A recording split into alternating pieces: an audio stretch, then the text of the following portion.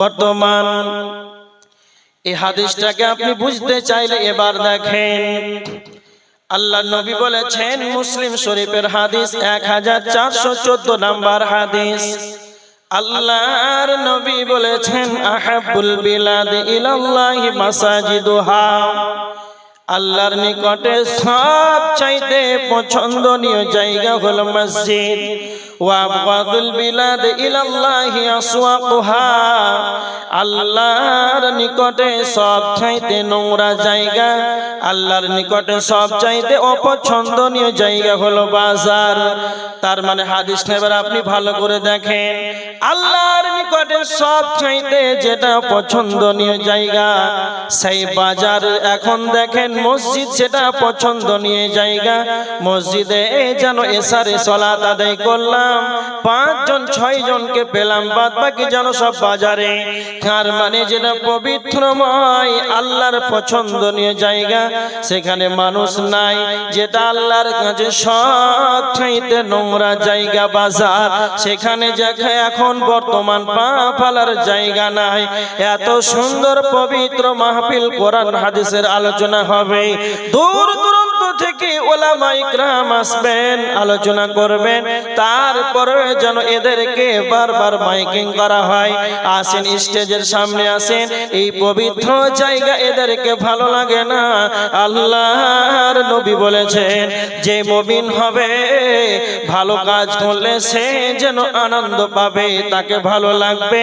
যখন সে খারাপ কাজে যাবে তখন তার মনটা যেন মলিন হয়ে যাবে, মনটা যেন ভারাক্রান্ত হয়ে যাবে।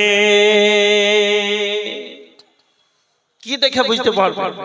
বাজারে বিন্দাস ঘুরছে, এদের ঈমানটা কত আছে, কত বেহায়া মহিলা আছে, এদের মাথায় কাপড় পর্যন্ত নাই, এমনিতেই চলছে বাজারে। আজকেই বাজার করতে হবে। আর একটা হাদিস দেখেন, আল্লাহর নবী বলেছেন, আবু দাউদ শরীফের হাদিস 4918 নাম্বার হাদিস। আল্লাহর নবী বলেছেন, আল মুমিনু মিরাতুল মুমিন, একজন মুমিন অপরজন মুমিনের জন্য হলো আয়না স্বরূপ। আপনি যখন আয়নার সম্মুখে দাঁড়াবেন তখন আয়নাতে কি লেগে আছে, আপনার মুখে কি লেগে আছে, কোথায় কি আছে যেন আয়না আপনাকে বলে দেবে, অন্য কাউকে বলবে না। তো মুমিন যে হবে অপর মুমিনের জন্য আয়না সুরত হবে। আব্দুল কাইয়ুম, আমি আপনাদের সম্মুখে 2 ঘন্টা আলোচনা করলাম, আমার দ্বারাতে কি ভুল হলো আমি আব্দুল কাইয়ুম নিজেই যেন জানতে পারলাম না।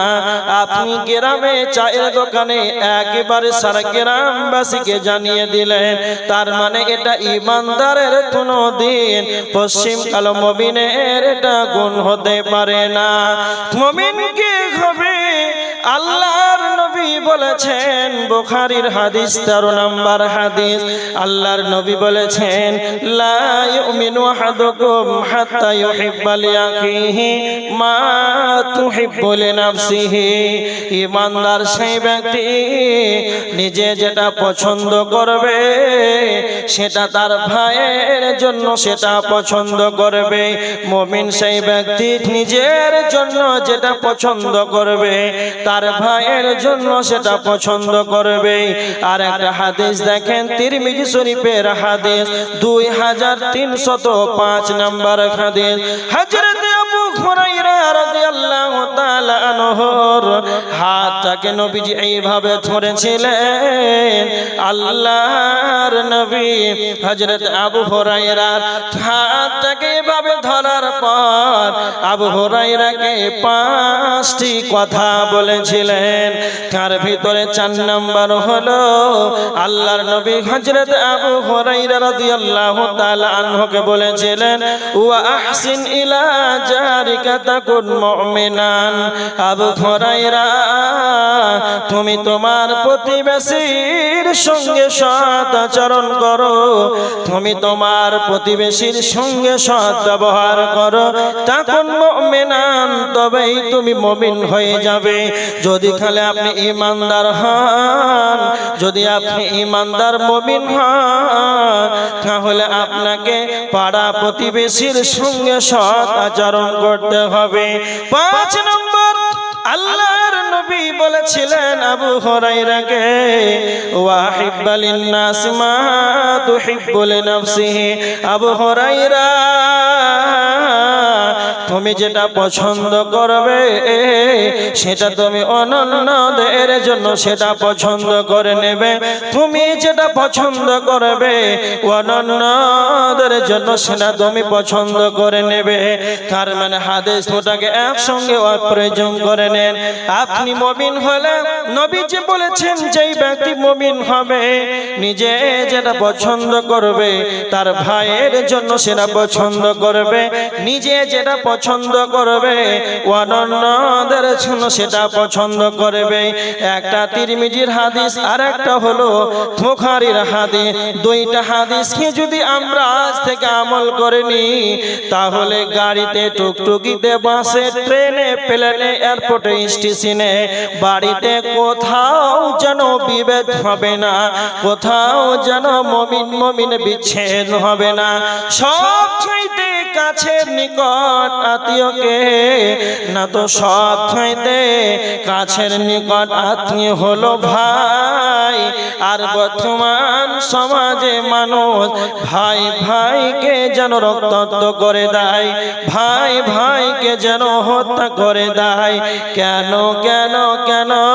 আপনারা হলেন দুই ভাই, বড় ভাই ভালো জমিগুলোকে নিয়ে নাই, নিজের ভাইকে যেন নোংরা খারাপ জায়গাগুলো, পচা জায়গাগুলো দিয়ে দেয়।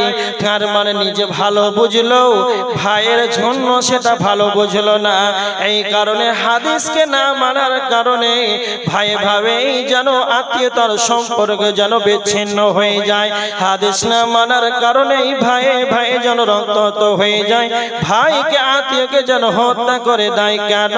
আমরা হাদিসগুলোকে না মানার কারণে।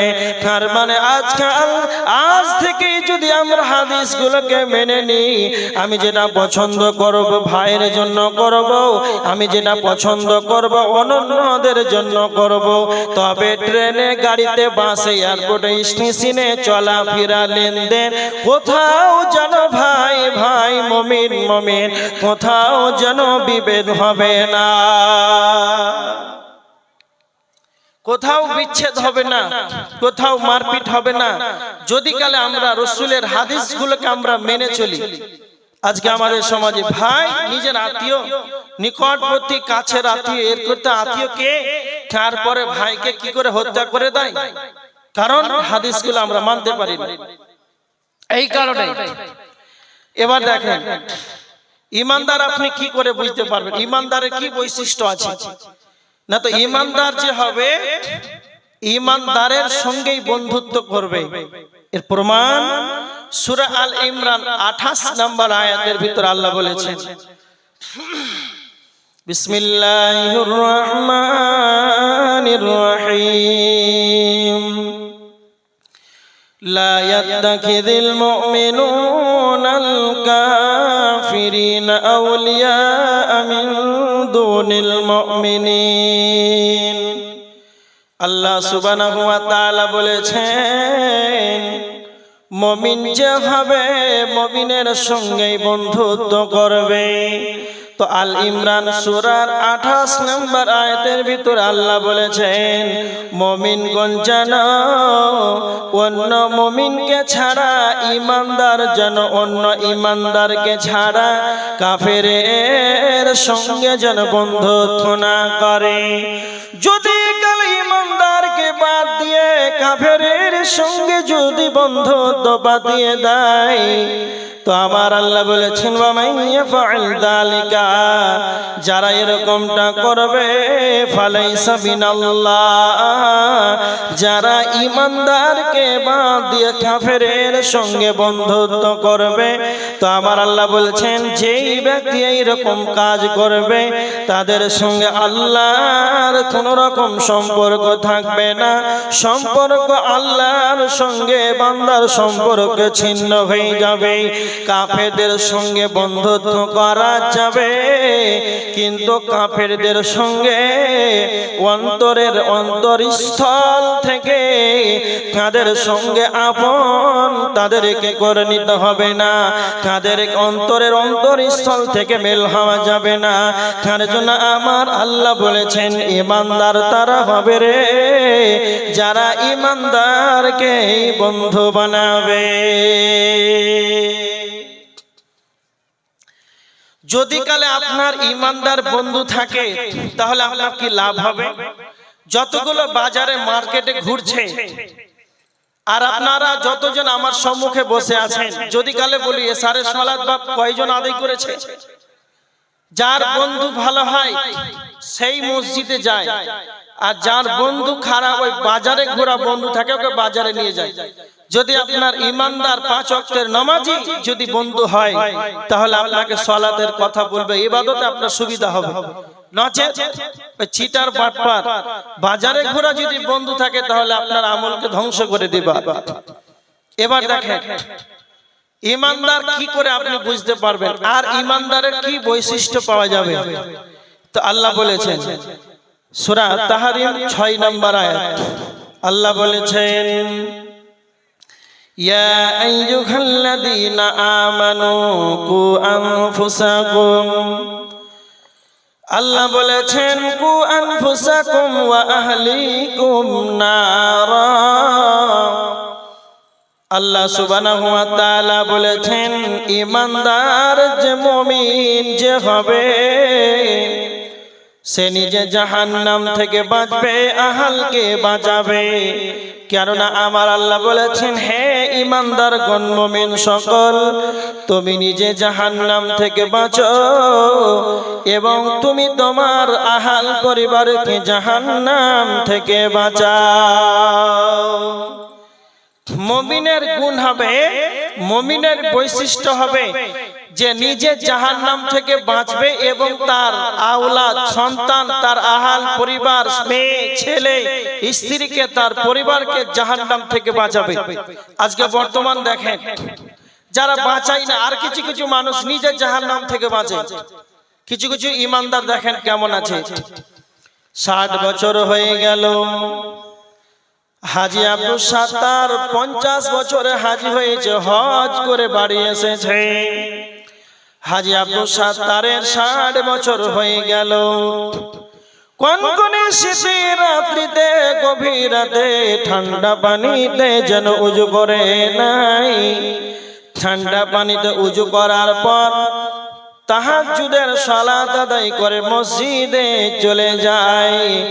মসজিদে সালাত আদায় করলো, তাহাজ্জুদের সালাত আদায় করলো। তারপরে যখন ফজরের আজান হয়ে গেল, ফজরের সালাতের ফজর সালাতের পূর্বেই 2 রাকাত সুন্নাত আদায় করলো। কেন? ফজরের আগে যেই ব্যক্তি 2 রাকাত সুন্নাত আদায় করবে, ফজরের আগে ফজর সালাতের আগের 2 রাকাতের সুন্নাতের কতটা মূল্য রয়েছে। আল্লাহর নবী বলেছেন রাকাতুল ফজরি খায়রুম মিনাদ দুনিয়া ওয়া মা ফিহা। ফজরের আগে 2 রাকাত সুন্নাতের কতটা মূল্য রয়েছে।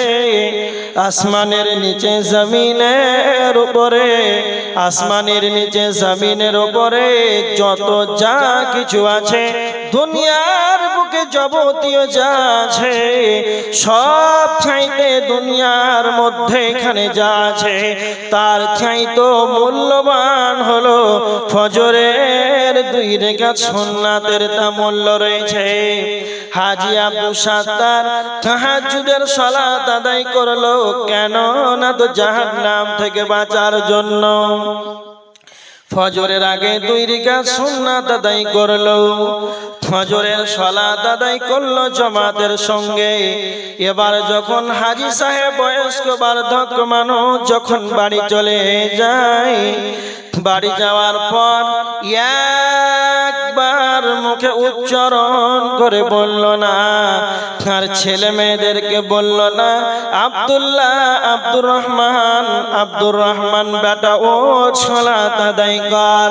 তার মেয়েদেরকে বলল না 30 বছরের নবজুয়ান ছেলে শুয়ে রয়েছে, 20 বছরের যুবতী মারিয়াম যেন তার মেয়ে শুয়ে আছে, একবার মুখে উচ্চারণ করে বলল না। আর ছেলে মেয়েদেরকে সালাতের কথা বলল না, আর মানে নিজেরা 3টার সময় উঠেছে জাহান্নাম থেকে বাঁচার জন্য, কিন্তু তার আহাল পরিবারকে জাহান্নামের দিকে ঠেলে দিল। আপনি এমন একজন পিতা যার জন্য আপনি মাথার ঘামকে পায়ে ফেলে, যার জন্য আপনি মাথার ঘামকে পায়ে ফেলে দিয়ে, যার জন্য আপনি ইনকাম করে যেই ছেলে মেয়েদেরকে মুখে অন্ন তুলে দিয়েছেন, সেই ছেলে মেয়েদেরকে খাবার তুলে দিয়েছেন, এতটা মায়া, এতটা মহব্বত, এতটা যেন ভালোবাসা, কিন্তু একবার কি ভেবেছেন নিজের সন্তানের কতটা মায়া? নিজের ছেলে মেয়েদের শরীর ব্যথা হলেই যেন আপনার ব্যথা হয়, কখন হাসপাতাল নিয়ে যাব, এইরকম এত বেদনা। কলিজার টুকরা সন্তান নিজে জাহান্নাম থেকে বাঁচলেন, কিন্তু আপনার ছেলেটা যে জাহান্নামের দিকে চলে গেল, আপনি যে একবারও সালাতের কথা বললেন না, নিজেই জাহান্নাম থেকে বেঁচে আহাল পরিবারকে জাহান্নামে ঠেলে দিলেন। এটা কোনোদিন ইমানদারের আলামত হতে পারে না, এটা কোনোদিন মুমিনের বৈশিষ্ট্য হতে পারে না। কেন কেন? বুখারীর হাদিস, আল্লাহর নবী বলেছেন আলা কুল্লুকুম রাইন ওয়া কুল্লুকুম মাসউলুন আন রাইয়াতিহি, প্রত্যেকেই নিজ নিজ দায়িত্বশীল, কাল কিয়ামতের ময়দানে আপন আপন দায়িত্ব সম্পর্কে কিয়ামতের ময়দানে জিজ্ঞাসিত করা হবে।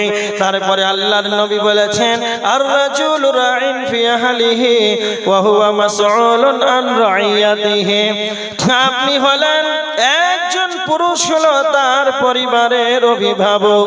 আপনার 5টা ছেলে আছে, 2টা মেয়ে আছে, একজন স্ত্রী রয়েছে, টোটাল হলো 8 জন। এই 8 জন যে আপনার অধীনস্থ রয়েছে, এই আপনার 8 জন যারা আপনার অধীনস্থে যারা রয়েছে, এই অধীনস্থদের সম্পর্কে কাল কিয়ামতের ময়দানে জবাব দিতে হবে।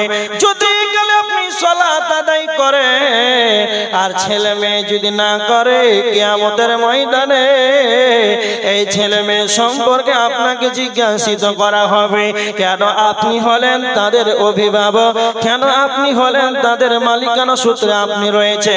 যদি আপনি নিজে জাহান্নাম থেকে তার ছেলেদেরকে যদি আপনি জাহান্নামে ঠেলে দেন, এটা কোনোদিন মুমিনের বৈশিষ্ট্য হতে পারে না। তার জন্য আমার আল্লাহ বলেছেন ইয়া আইয়ুহাল্লাযীনা আমানু কু আনফুসাকুম ওয়া আহলিকুম নারা, হে ঈমানদারগণ তুমি নিজে জাহান্নাম থেকে বাঁচো এবং তুমি তোমার আহাল পরিবারকে জাহান্নাম থেকে বাঁচাও। মুমিন সেই ব্যক্তি যে নিজে জাহান্নাম থেকে বাঁচবে, আহাল পরিবারকে জাহান্নাম থেকে বাঁচাবে। যতগুলো আমার সম্মুখে বসে আছেন, খুব সুন্দরভাবে বসে আছেন, তবে নিজের একবার অন্তরকে প্রশ্ন করেন। বলছি না যে 2 হাত উঁচু করে উত্তোলন করে দেখান কার কার ছেলে সালাত আদায় করছে, এটা বলছি না। নিজের বিবেকে একবার ভাবেন, নিজের ব্রেনকে, নিজের অন্তরকে, নিজের বিবেককে আপনি নিজেই প্রশ্ন করেন। আপনার ছেলে মেয়ে মসজিদে যায়, আপনার ছেলে মসজিদে সালাত আদায়ের জন্য যায়, মেয়েটা ফজরের সময় উঠে তো নিজের স্ত্রীটাকে উঠাতে পারেন ফজরের সালাতে?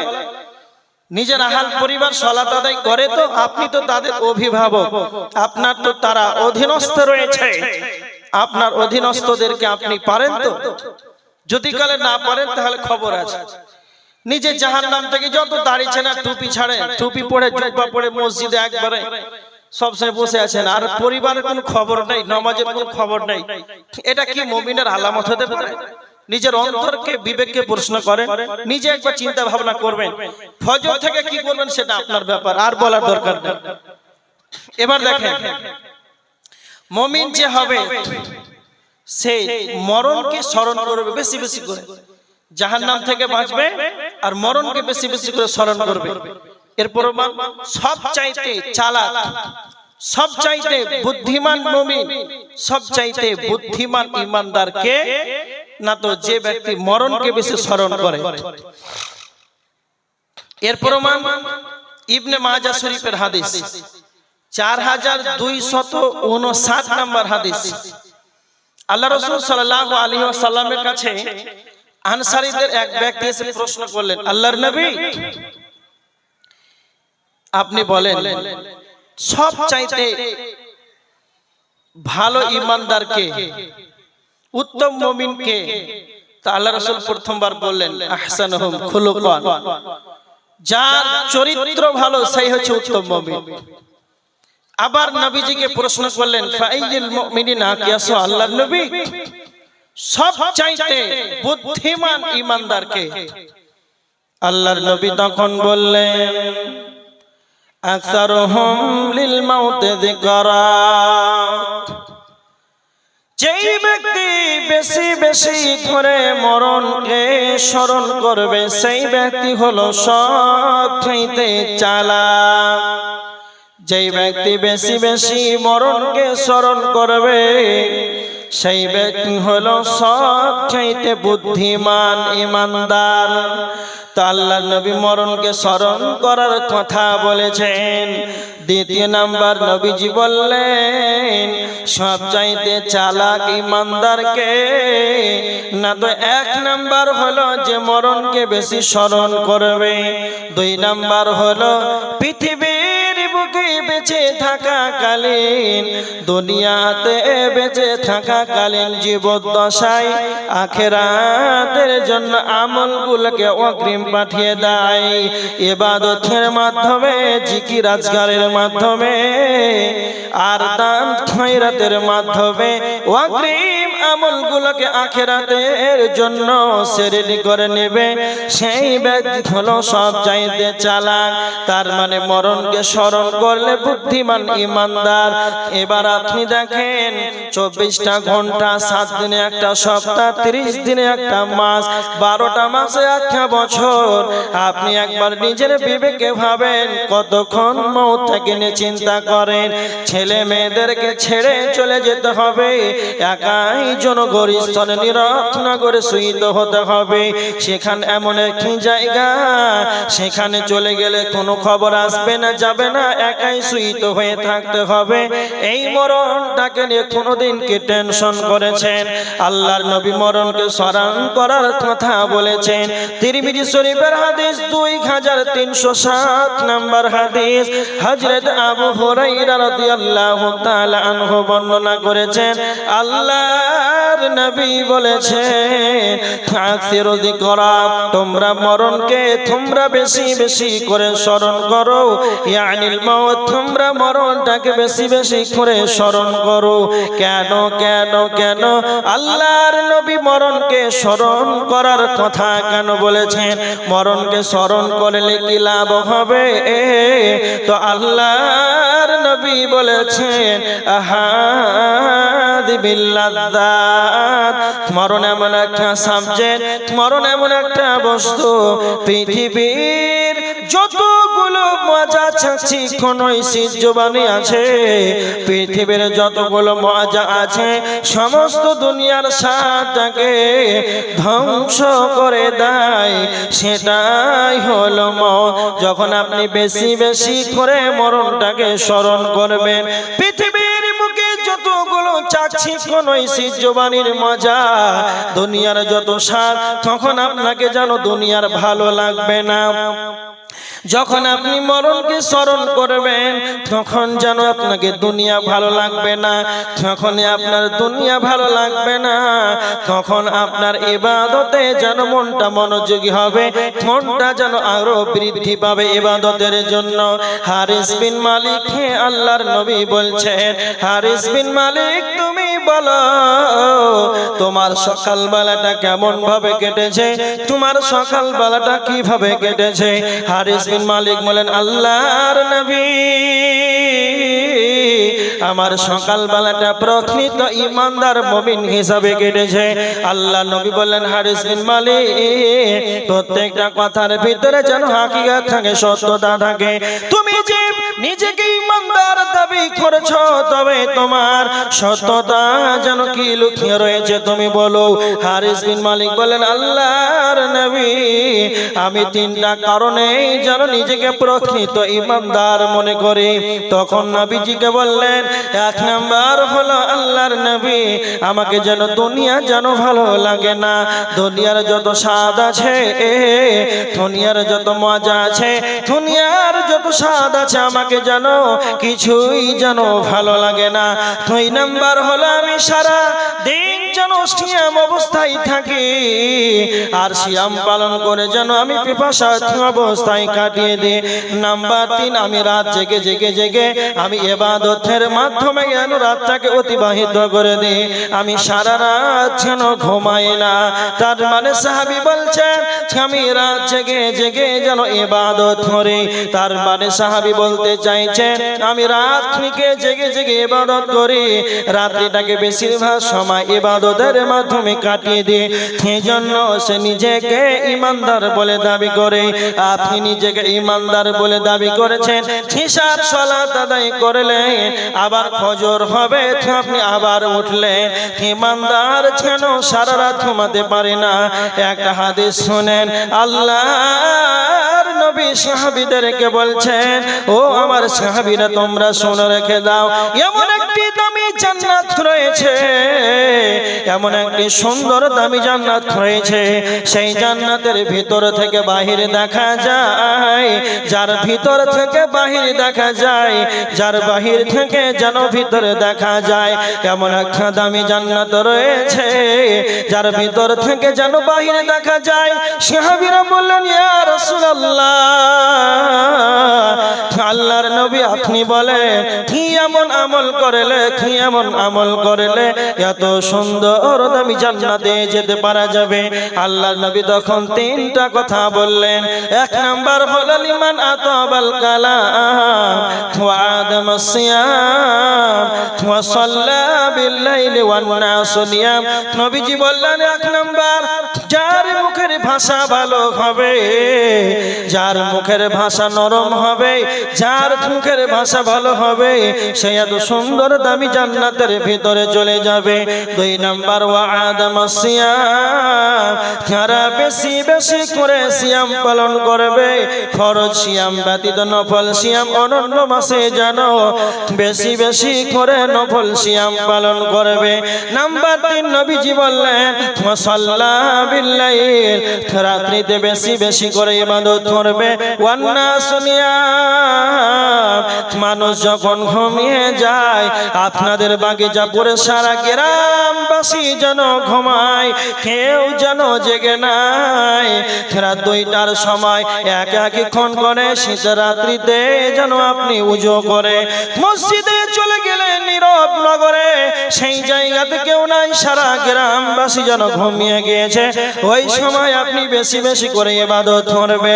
যেই ব্যক্তি এইরকম ভাবে ইবাদত করবে, সেই ব্যক্তি এত দামি জান্নাতে চলে যাবে। তার মানে একটা দেখেন, যারা ইমানদার হবে, এরা সারা রাত যেন ঘুমাতে পারে না। আমার আল্লাহ সুবহানাহু ওয়া তাআলা বলেছে সূরা জারিয়াতের 17-18 নম্বর আয়াত, কানু কালিলাম মিনাল লাইলি মা ইয়াহজাউন।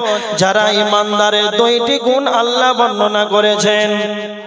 আল্লাহ সুবহানাহু ওয়া তাআলা মুমিনের দুইটি গুণাগুণ বর্ণনা করেছে সূরা জারিয়াতের ভিতরে, কানু কালিলাম মিনাল লাইলি মা ইয়াহজাউন। যারা ঈমানদার হবে, এরা যেন সারা রাত যেন ঘুমাতে পারে না। ওয়া বিল আসহারি হুম ইস্তাগফিরুন, এরা শেষ রাত্রিতে উঠে যাবে, রাতের শেষ অংশে যেন এরা উঠে যাবে, আর আল্লাহর কাছে এরা ইস্তেগফার করবে, আল্লাহর কাছে ক্ষমা চাইবে। মানুষ কাজ করবে, মাঠে ঘাটে হাটে বাজারে এয়ারপোর্ট স্টেশনে বিভিন্ন কাজ ব্যস্ত থাকবে। যখনই মুমিনের খেলাতে যখনই ভুল হয়ে যাবে, তখন যেন আল্লাহর কাছে যেন তারা ইস্তেগফার করবে, তখন যেন তারা আল্লাহর আল্লাহর কাছে ক্ষমা চাইবে। কেন কেন কেন? একটা কথা শুনে রেখে দেবেন, মানুষ গুনাহ কারণে জাহান্নাম যাবে না, মানুষ পাপের কারণে জাহান্নাম যাবে না, মানুষ গুনাহ করার কারণে যেন জাহান্নাম যাবে না। কেন কেন? আমি আপনি যদি পাপ না করতাম, গুনাহ না করতাম, আদম সন্তান যদি পাপ না করতো, আল্লাহ আমাদেরকেই যেন ধ্বংস করে দিত। আমাদেরকে ধ্বংস করে তারপরে অনন্য আল্লাহ জাতি তৈরি করতেন যারা যেন পাপ করে। তার মানে আদম সন্তান পাপ করবে। বিশ্ব নবী নবী মুহাম্মদুর রাসূলুল্লাহ সাল্লাল্লাহু আলাইহি ওয়াসাল্লাম বলেছেন প্রত্যেকটা আদম সন্তানই তো পাপী, কিন্তু মিশকাতের হাদিস নবীজি বলেছেন সবচাইতে উত্তম পাপী কে? সবচাইতে উত্তম পাপী কে? ওয়া খায়রুল খাতাইন আত-তাওয়াবুন, ক্ষমা চাইবে, পাপ করার পর আল্লাহর কাছে ইস্তেগফার করবে। মুমিনের দ্বারাতে যখন ক্ষমা চাই, মুমিনের দ্বারাতে যখন পাপ বেশি হয়ে যাবে, সেই যেন সারা রাত জেগে নাকে তেল দিয়ে আরামে যেন ঘুমাতে পারে না। কার রাতে ঘুম ভেঙে যাবে, আমার দ্বারাতে পাপ হয়েছে, আমার দ্বারাতে যেন গুনাহ হয়েছে, আমাকে আল্লাহর কাছে ক্ষমা চাইতে হবে। সাহাবীরা যখনই পাপ করতেন সঙ্গে সঙ্গে নবীজির কাছে চলে আসতেন, নবীজিকে এসে বলতেন ইয়া রাসূলুল্লাহ আমার দ্বারাতে অমুক পাপ হয়েছে, আমাকে বলেন কি আমল করলে, কি করলে আমি যেন পবিত্র হব।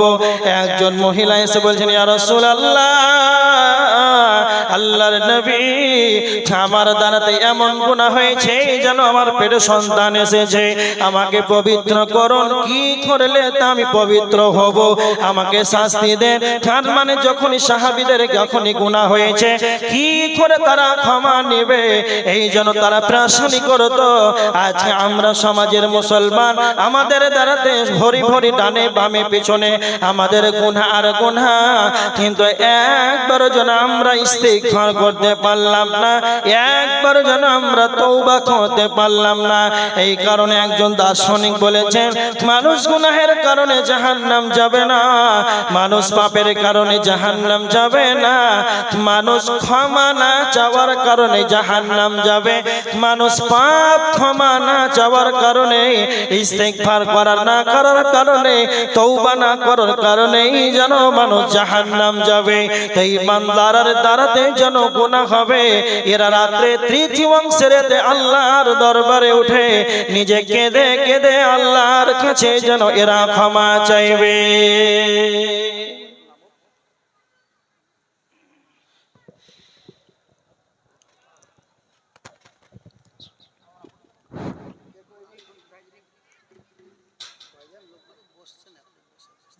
আসসালামু আলাইকুম।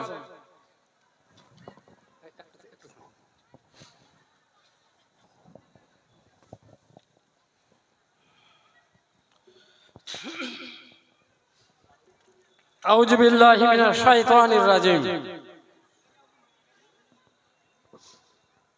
একটু শুনেন আর এটার উপর একটু আমল দিবার চেষ্টা করেন।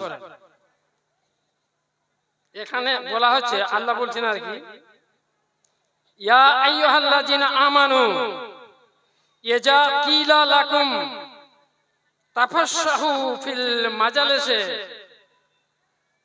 ফাফসাহু ইয়াফসাহিল্লাহু লাকুম।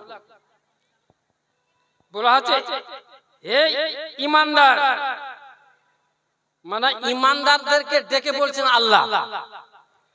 কি বলছেন? আমার কথা না, আল্লাহর কথা। আল্লাহ বলছেন হে ঈমানদার, মানে আমরা তো ঈমান নিয়েছি, হে ঈমানদার ইজা কিলা লাকুম, যখন তোমাদের বলা হবে, তাফাসসাহু ফিল মাজালিসি, তোমরা মজলিসে মানে এই সভাতে, এই জালসাতে, হ্যাঁ, কি করো যে জায়গা প্রশস্ত করে দাও। তার মানে নড়ে চড়ে বসো, ফাঁকা রেখো না। মানে যারা বসতে পায়নি তাদেরকে বসতে দাও, মানে প্রশস্ত করে দাও জায়গাটা। তাফাসসাহু ফিল মাজালিস, এই মজলিসে জায়গা করে দাও তাদের। তো দেখছি আমি যে জায়গা তো অনেক ফাঁকা আছে, ওগুলাতে আসতে পারেন, আর নড়ে চড়ে একটু বসে মানে ফিল আপ করতে পারেন। আল্লাহ বলছেন মানে ফাফসাহু ইয়াফসাহিল্লাহ, তো আল্লাহ তোমাদেরও জায়গা প্রশস্ত করে দেবেন জান্নাতে, লাকুম তোমাদের জন্য। তাই আমি বলছি যে আপনারা দাঁড়িয়ে না থেকে আপনারা বসে যান, হ্যাঁ ভিতরে চলে আসেন, হ্যাঁ মানে জায়গাগুলো ফিল আপ করে নেন, আল্লাহর কথাটা মানেন, আমল করেন এর উপরে, দাঁড়িয়ে থাকবেন না। বলুন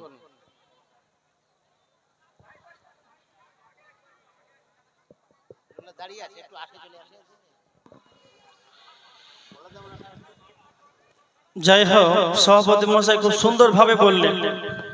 তো যারা দাঁড়িয়ে আছে দোষটা ওদের না, যারা ফাঁকা জায়গাগুলো সামনে রেখেছেন দোষটা ওদের। বুঝতে পারেননি মনে হয়? চোখে চোখে দেখছেন কেন? একটু সামনে জায়গাটা পূরণ করতে পারেন না? এতখানি আল্লাহ বিবেক দেয়নি যে সামনে জায়গাটা পূরণ করেন, পিছনে জায়গা থাকলে না বসবে ওরা, না আপনাকে কাঁধের উপরে পা তুলে আসবে আপনার উপরে। আশ্চর্য ব্যাপার। এখনো দেখছেন। সামনে চলে আসেন, আল্লাহর রাস্তায় উঠেন, সবাই উঠেন, একটু সামনে জায়গাগুলো পূরণ করে দেন। দোষটা শুধু যারা দাঁড়িয়েছে ওদেরকে দিয়েছেন, মানে সামনের জায়গাগুলো পূরণ করে দেন, পিছনটা ফাঁকা হয়ে যাবে।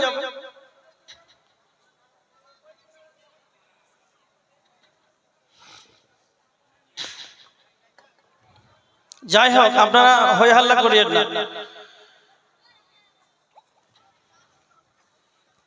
এবার দেখেন, যারা বসা ঠিক বসে যাবে, বলতে হবে না।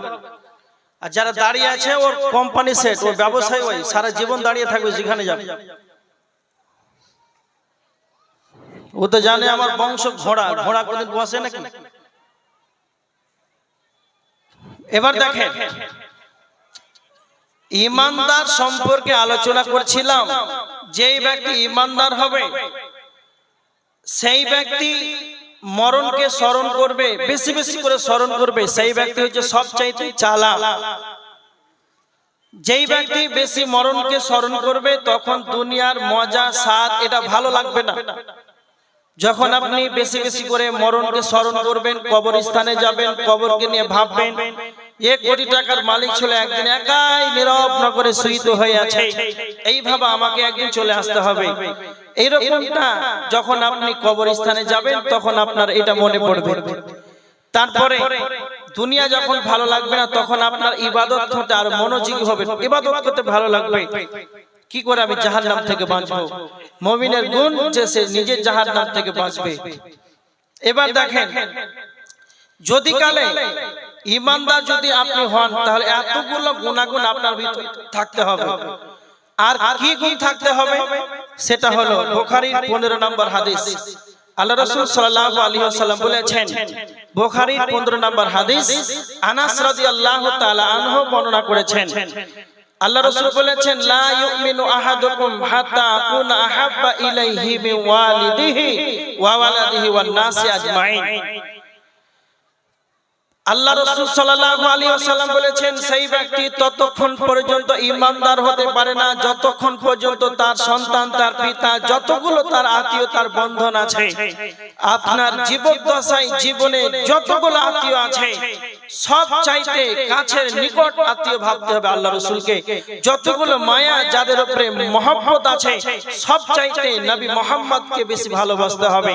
যতক্ষণ পর্যন্ত আপনি আল্লাহ রাসূলকে সবার চাইতে প্রিয় না বেশি ভালোবাসবেন ততক্ষণ পর্যন্ত আপনি ঈমানদার পূর্ণাঙ্গ হতে পারবেন না। এর দলিল 6632 নম্বর হাদিস, বুখারীর 6632 নম্বর হাদিস। হযরত উমর রাদিয়াল্লাহু তাআলা আনহু আল্লাহ রাসূল সাল্লাল্লাহু আলাইহি ওয়াসাল্লামের সঙ্গে আছেন, আরো অন্যান্য সাহাবীরা রয়েছেন। তো হযরত উমর বলছেন, আল্লাহর নবী আপনাকে আমি অনেক ভালোবাসি, অনেক ভালোবাসি, কিন্তু হযরত উমর বলছেন, আল্লাহর নবী কিন্তু আমার জান থেকে নয়, আমার জান থেকে নয়, কিন্তু আপনাকে খুব বেশি ভালোবাসি।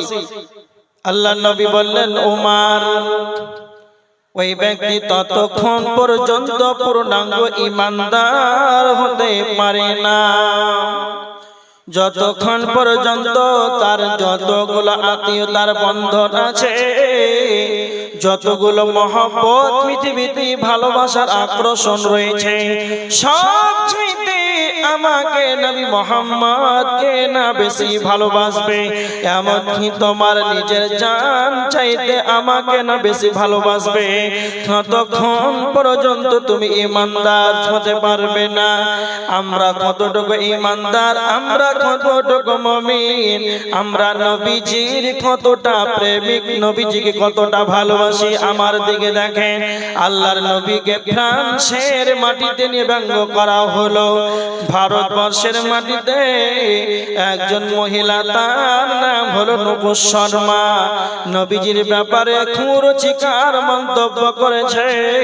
হযরত আয়েশা রাদিয়াল্লাহু তাআলা আনহা এর ব্যাপারে যেন খারাপ মন্তব্য করেছে।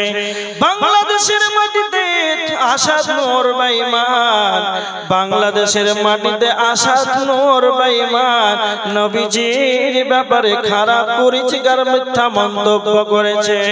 তার মানে নবীজিকে নিয়ে ফ্রান্সে ব্যঙ্গ করা হলো, ইন্ডিয়ার মাটিতে হলো, বাংলাদেশ মুসলিম কান্ট্রি মুসলমানদের নবীজিকে নিয়ে ব্যঙ্গ করা হলো।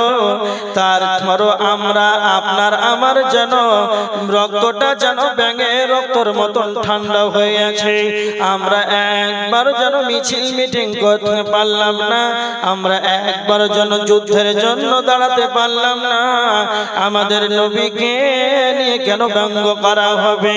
যদি খালে নবীজি ব্যঙ্গ করা হয়, তারপরে যেন আপনি আরামে খাওয়া দাওয়া করেন, ঘুমান, আরামে আয়েশ করে, যদি আপনার মনটা যেন একবারও ভারাক্রান্ত না হয়, মনটা যদি একবারও যদি মলিন না হয়, তাহলে আপনি নিজে ভেবে নেন আপনি কত বড় ঈমানদার, আপনার ভিতরে কতটা নবীজির ভালোবাসা রয়েছে। তার মানে এবার দেখেন, আল্লাহর নবীর সুন্নাত হলো দাড়ি ছাড়া, দাড়ি ছাড়বে, দাড়িকে লম্বা করবে। আমরা বর্তমান সমাজের মুসলমান রাসূলের উম্মত, দাড়িটাকে যেন আমরা জবাই করে নিই। আমরা কতটা নবীজির প্রেমে, নবীজির যেটা সুন্নাত, যেই দাড়ি, এটা যেন মুসলমান হয়ে যেন জবাই করে নাই। নবীদের ঘরে যখন যাই দাড়িটাকে জবাই করার জন্য, নাপিতের ঘর গেল, দাড়িটাকে কেটে যেন নিচে ফেলে দিল।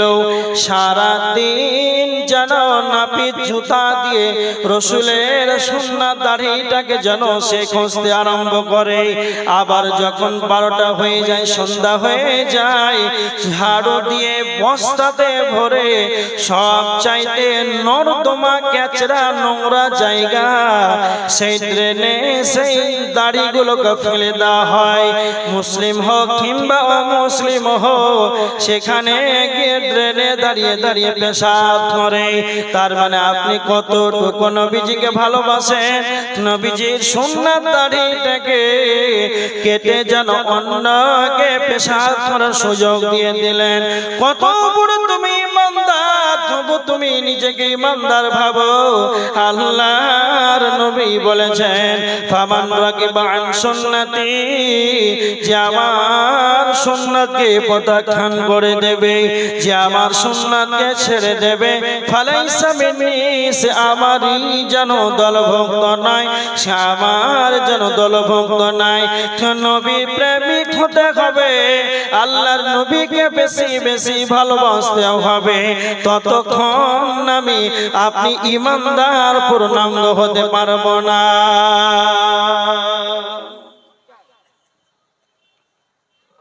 পূর্ণাঙ্গ ঈমানদার হতে পারবেন না যতক্ষণ আল্লাহ রাসূলকে না বেশি ভালোবাসবেন। এবার দেখেন, যদি কালে আপনি ঈমানদার হন, মুত্তাকি হন, তাহলে আপনার কতটা দাম আপনি জানেন? তা আপনি খবর রাখেন, একটা ঈমানদারের কতটা মূল্য রয়েছে। আপনাদের সম্মুখে একটা কথা বলি, একজন ঈমানদারের কত দাম আপনারা কেউ বলতে পারবেন? কেউ আছেন, কেউ বলতে পারবেন? কত কোটি টাকা হতে পারে জানা আছে? জানা নাই? একটা আনুমানিক কেউ বলেন এত কোটি টাকা হতে পারে? সুবহানাল্লাহ। একজন ইমানদারের কত দাম, এদিকে দেখেন। আচ্ছা, একটা উদাহরণ দিয়ে, একটা ইমানদারের কত দাম আপনারা বলেন তো। কিয়ামত কখন হবে জানা আছে কারো? জানা নাই। কি বার হবে, বারটা জানেন? শুক্রবারের দিন হবে। মাশাআল্লাহ, শুক্রবারের দিন কিয়ামত হবে। বর্তমান পৃথিবীতে রাষ্ট্র কতটি আছে কারো জানা আছে?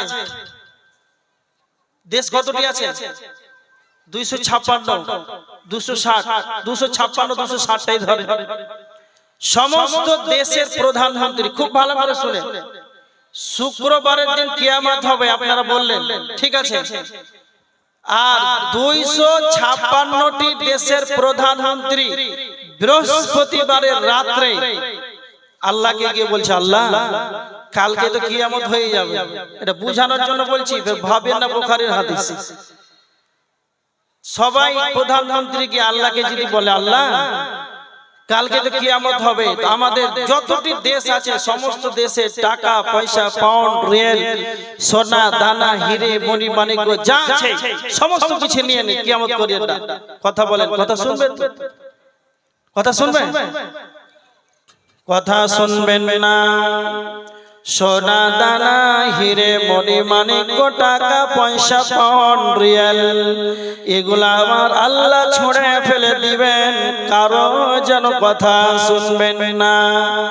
বিশ্ব নবী নবী মুহাম্মদুর রাসূলুল্লাহ বলেন সাল্লাল্লাহু আলাইহি ওয়াসাল্লাম, আল্লাহর নবী বলেছেন, তিরমিজি শরীফের 2207 নম্বর হাদিস, নবীজি বলেছেন, লা তাকুমুস সাআ হাত্তা লা ইউকাল ফিল আরদি আল্লাহ আল্লাহ।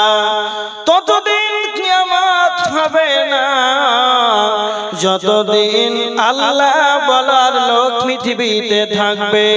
আল্লাহকে ডাকার মতন ইমানদার ব্যক্তি যতদিন পৃথিবীতে থাকবে, সারা পৃথিবীর যদি মানুষ কাফের হয়ে যায়, সারা পৃথিবীর মানুষ যদি কাফের হয়ে যায়, আপনাদের বাগিচাপুরে জামিয়া মসজিদে একজন ব্যক্তি যদি অন্তরের অন্তরস্থল থেকে ইখলাসের সাথে, খলুসিয়াতের সাথে যদি আল্লাহকে ডাকে, আর একটা ইমানদার যদি পৃথিবীতে থাকে, তাহলে ততদিন যেন কিয়ামত হবে না। তাহলে সারা পৃথিবীর চাইতে টাকা পয়সা যতগুলো আছে সবার চাইতে দাম হলো একজন ইমানদারের কতটা তাহলে মূল্য রয়েছে, এর কোনো হিসাবই যেন আসবে না। একজন ইমানদারের যে কতটা দাম, কতটা মূল্য, এটা হিসাবে আসবে না, মাথায় কাজ করবে না। তবে একটা ইমানদারের সম্মানটা কত রয়েছে আল্লাহ সুবহানাহু ওয়া তাআলা বলেছেন, সূরা মুনাফিকুনের 8 নম্বর আয়াতের ভিতরে আল্লাহ বলেছেন, ওয়ালিল্লাহিল ইজ্জাতু ওয়ালিরাসূলিহি ওয়ালিল মুমিনিন। তিনজনের সম্মান রয়েছে, এই তিনজনের সম্মানকে কেউ কোনোদিন বেইজ্জতি করতে পারবে না, আর কেউ পারে নাই। আল্লাহ বলেছেন তিনজনের সম্মান, 1 নম্বর হলো আল্লাহর সম্মান, 2 নম্বর নবীজির সম্মান, 3 নম্বর মুমিনের সম্মান।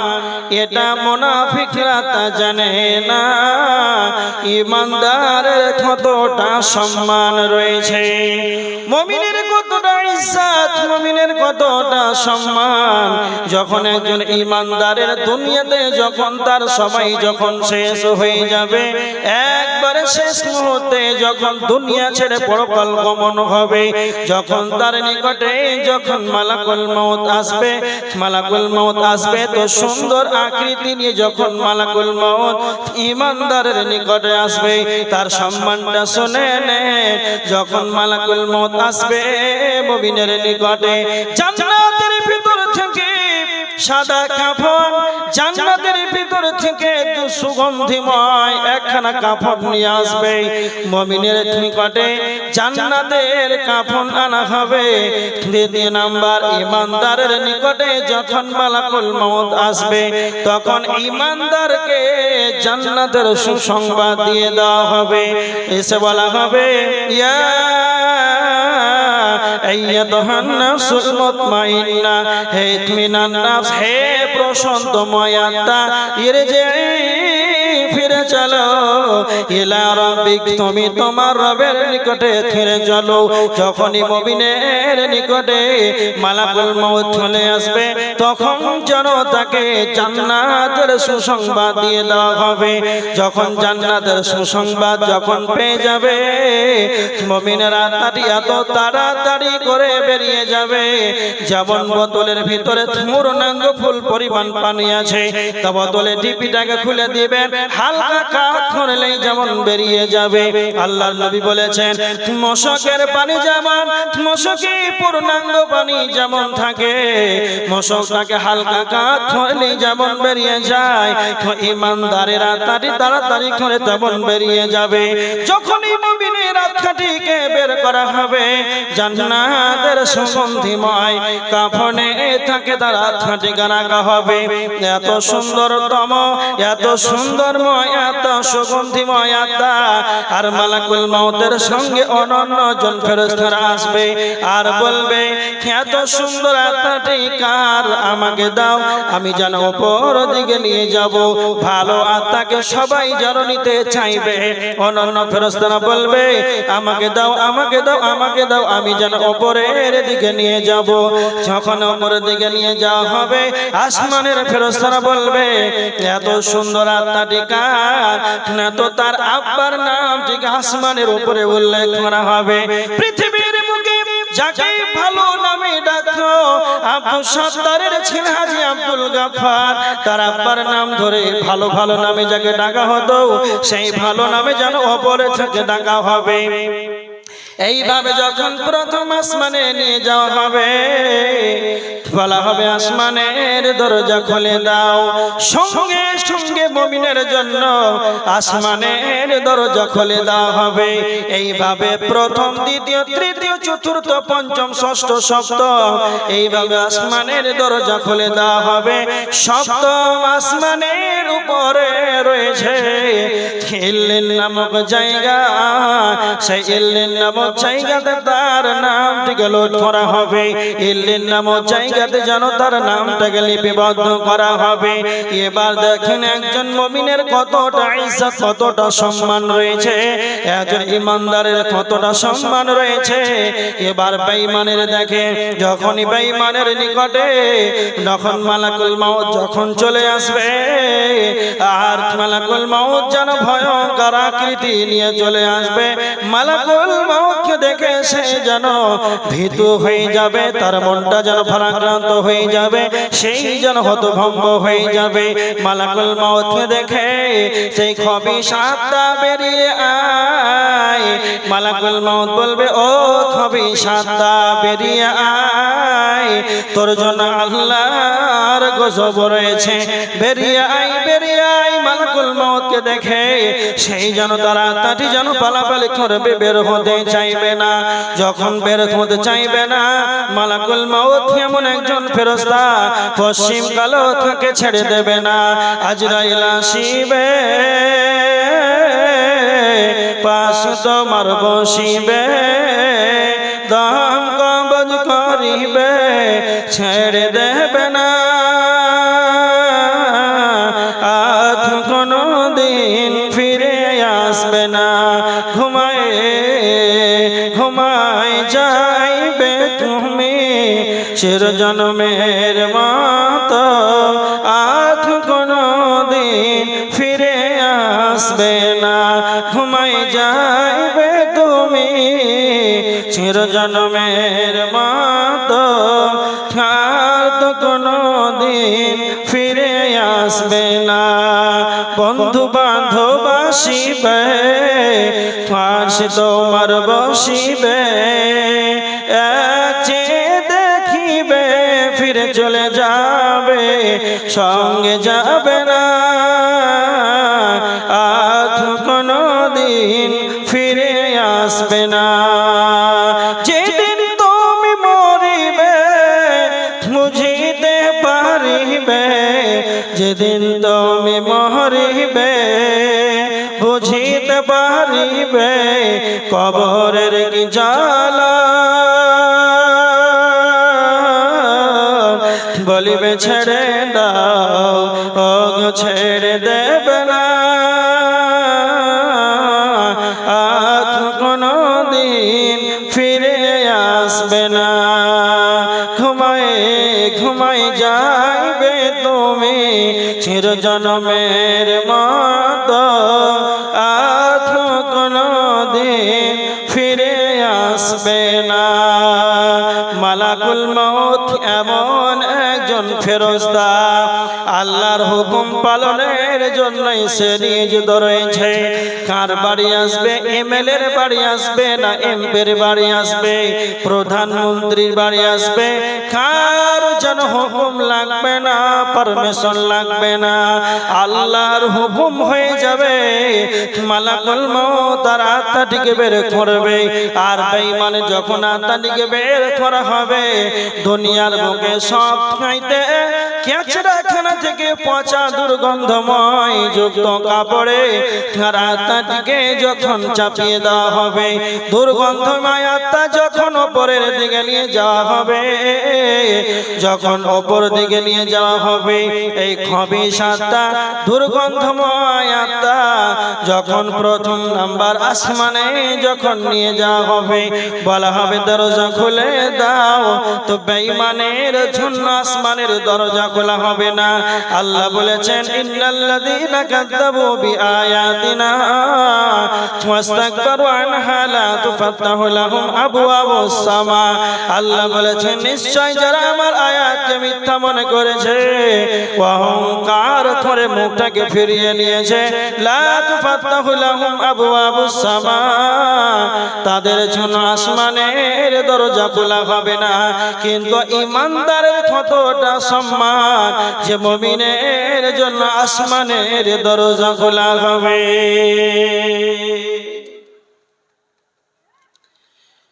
মুমিনের কতটা ইজ্জত, তার জন্য জান্নাতের সুগন্ধিময় কাফন আনা হবে। দুই, তাকে জান্নাতের সুসংবাদ দিয়ে দেওয়া হবে। তিন, তার জন্য আসমানের দরজা খুলে দেওয়া হবে।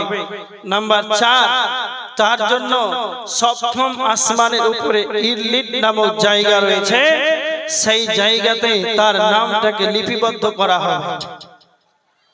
তাহলে বুঝতে পারলেন একজন ঈমানদারের কতটা ইজ্জত, কতটা সম্মান রয়েছে।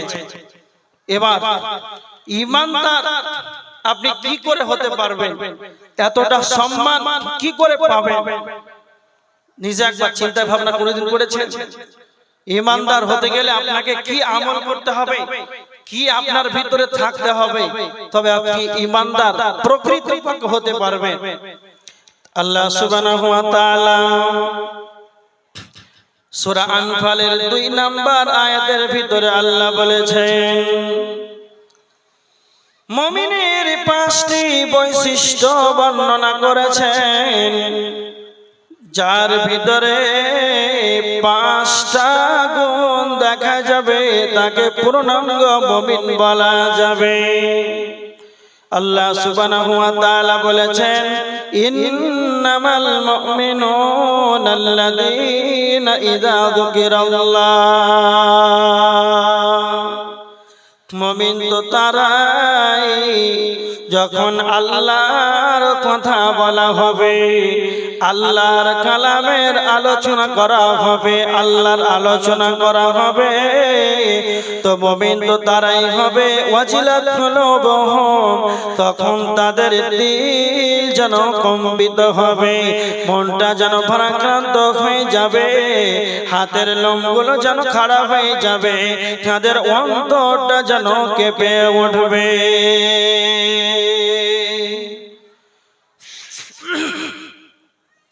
মদিনায় আল্লাহ রাসূল সাল্লাল্লাহু আলাইহি ওয়াসাল্লাম মদিনাতে কোরআনের আলোচনা করতেন, হাদিসের কথা বলতেন, কিন্তু এক ধরনের এক শ্রেণীর লোক ছিল, পশ্চিম কালে এদের কোনোদিন হৃদয়টা কম্পিত হতো না।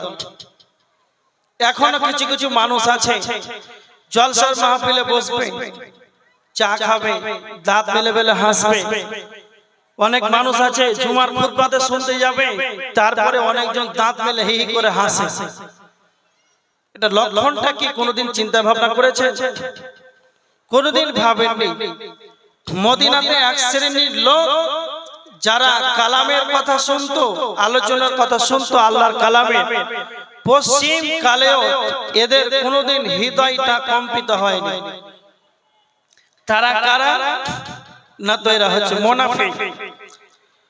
মুনাফিক ছিল আল্লাহ রাসূল সাল্লাল্লাহু আলাইহি ওয়াসাল্লামের জামানায়। এই মুনাফিকদের আলোচনা শুনে কোনোদিন এদের হৃদয়টা কোনোদিন নরম হয়নি, কোনোদিন চিন্তা ভাবনা করতো না কি বলছে কি করছে, এই নিয়ে তাদের কোনো টেনশন ছিল না।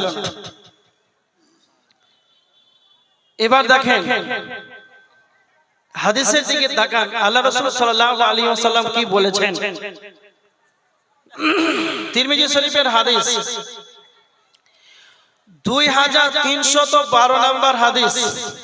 আল্লাহর নবী বলেছেন, লাউ তা'লামুনা মা আ'লাম, আমি যা জানি তোমরা যদি তা জানতে, লাযাহিকতুম ক্বালিলান ওয়ালা বাকাইতুম কাসীরা। আল্লাহর নবী বলেছেন, আমি যা জানি তোমরা যদি তা জানতে, তাহলে কম কম হাসতে, ওয়ালা বাকাইতুম কাসীরা, আর বেশি বেশি করে কাঁদতে। এখন বর্তমান মানুষ সকাল সন্ধ্যা সন্ধ্যা সকাল যেন হি হি করে হাসে, কৌতুক করে, যেন রং তামাশায় যেন ভেসে আছে। একবার কবরকে নিয়ে ভাবে না, একবার যেন আখিরাতকে নিয়ে কোনোদিন পশ্চিম কালো টেনশন করে না। আল্লাহ নবী বলেছেন, আমি যা জানি তোমরা যদি তা জানতে, তাহলে কম কম হাসতে, আর আমি যা জানি তোমরা যদি তা জানতে, বেশি বেশি করে তোমরা কেঁদে দিতে। তার মানে এবার দেখেন নবীজি বলেছেন এই হাদিসের ভিতরে, আমি যা জানি তোমরা যদি তা জানতে, তাহলে তোমাদের সুন্দরী রমণী বিবি স্ত্রী রয়েছে, এই স্ত্রী যেন তোমাদের বউ তোমাদের কাছে আনন্দ লাগতো না, তোমাদের স্ত্রী যেন তোমাদের ভালো লাগতো না। তুমি যা জানি তোমরা যদি তা জানতে, তাহলে তোমরা তোমাদের স্ত্রী ভালো লাগতো না, তোমরা রাস্তায় যেন পথে বেরিয়ে যেতে, আর আল্লাহর কাছে যেন তোমরা কাকুতি মিনতি করতে। তার মানে আজকে আমরা সাধারণ সমাজের মানুষ একবার পশ্চিম কালো আখিরাতকে নিয়ে চিন্তা ভাবনা করলাম না। আমাদের আল্লাহর আলোচনা শুনে পশ্চিম কালো যেন হৃদয়টা যেন নরম হলো না, হৃদয় যেন কম্পিত হলো না। তারপরে যেন আমরা নিজেকে ইমানদার বলে দাবি করি।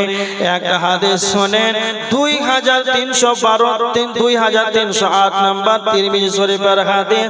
আল্লাহর নবী বলেছেন, হযরত উসমান রাদিয়াল্লাহু তাআলা আনহু যখন কবর দেখতে পেতেন, কবর দেখা মাত্রই যেন এতটা অঝর নয়নে কাঁদতেন।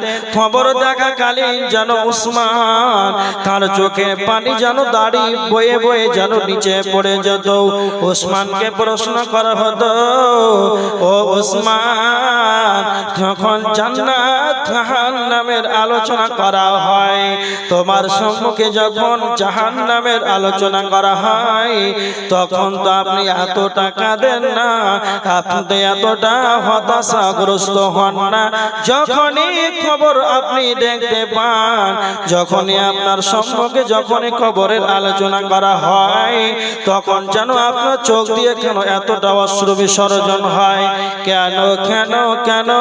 তো হযরত উসমান বলেছিলেন, ও রাসূলের সাহাবীরা, তোমরা শুনে রেখে দাও, আল্লাহর নবী বলেছেন ইন্নাল কবর আউয়াল মানাজিলিল আখিরাহ, পরকালীন জীবনে সর্বপ্রথম মঞ্জিল হলো কবর।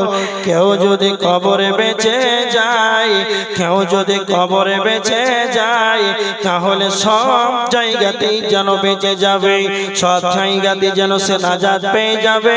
কবরে যদি ধরা খেয়ে যায়, সব জায়গাতে যেন সে ফেঁসে যাবে। এই জন্য আমি কবরকে নিয়ে চিন্তা ভাবনা করে কয়েকজন সাহাবী জানো এরা জান্নাতের সার্টিফিকেট দুনিয়াতে পেয়েছে, তবুও তাদের অন্তরটা কেঁদেছে, তবুও তাদের কবর দেখলে যেন চোখের পানিতে অঝর নয় যেন ঝরঝর করে দাড়ি ভিজিয়ে ফেলেছে। আজকে আমরা সমাজের মুসলমান, সকাল সন্ধ্যা আমাদের গুনার গুনাহ, তবুও যেন আমাদের কাঁদার যেন সময় হয় না।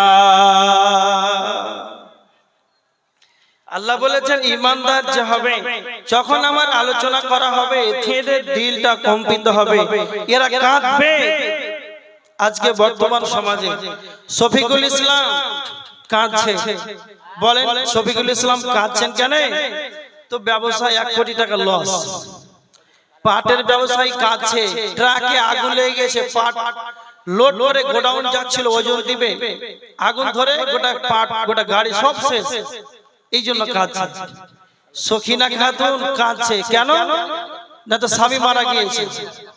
আজকে বর্তমান সমাজের মানুষ বিভিন্ন ধরনের বিভিন্ন কারণে মানুষ কাঁদার সুযোগ হয়, কিন্তু একটা মানুষ আপনাদের বাগিজাপুর জামিয়া মসজিদে, বাগিজাপুর জামিয়া মসজিদে হু হু করে একটা মানুষ 30 বছর 40 বছরের ব্যক্তি কাঁদছে। হাজী সাহেব কাঁদছেন কেন? না তো জাহান্নামের ভয়ে কাঁদছি। এই লোকের অভাব আছে না? নাই অভাব। বিভিন্ন কারণে মানুষ খন্দন করে, বিভিন্ন কারণে কাঁদে, কিন্তু আল্লাহর ভয়ে কাঁদে এরকম মানুষ আর খুঁজে পাওয়া যায় না। কিন্তু এই চোখের পানি আল্লাহর ভয়ে কাঁদা কতটা যে মূল্য রয়েছে আপনাকে আমি কি দিয়ে বুঝাই। কেমন? নবীজি বলেছেন কেউ যদি আল্লাহর ভয়ে চোখের পানে যদি অশ্রু বিসর্জন করে দেয় দুনিয়াতে, গভীর রজনীতে আপনি একাকী আল্লাহর ভয়ে কাঁদছেন, জাহান্নামের ভয়ে কাঁদছেন, আল্লাহর নবী বলেছেন লা ইয়ালিজুন নার রাজুলুন বাকা মিন খাশিয়াতিল্লাহ, ওই ব্যক্তি জাহান্নাম যাবে না যেই ব্যক্তি বাকা মিন খাশিয়াতিল্লাহ, যেই ব্যক্তি আল্লাহর ভয়ে চোখের পানি বিসর্জন করেছে, আল্লাহর ভয়ে কেঁদেছে। হাত্তা ইয়াউদাল লাবানু ফিদ দার'i, কেমন জাহান্নামে যাবে না। নবীজি বলেছেন গাভীর বাট থেকে যেমন দুধ দহন করা হয়, গাভীর বাট থেকে যেমন দুধকে দহন করা হয়, আবার গাভীর বাট থেকে যেমন দুধকে বের করার পর আবার যদি আপনি ঢোকান দুধটাকে, তাহলে যেমন গাভীর বাট থেকে দুধ দহন করার পর আবার যেমন ঢোকানো অসম্ভব, নবীজি বলেছেন যেই ব্যক্তি আল্লাহর ভয়ে চোখের পানি থেকে দেবে সেই ব্যক্তি জাহান্নামে যাবে। এটা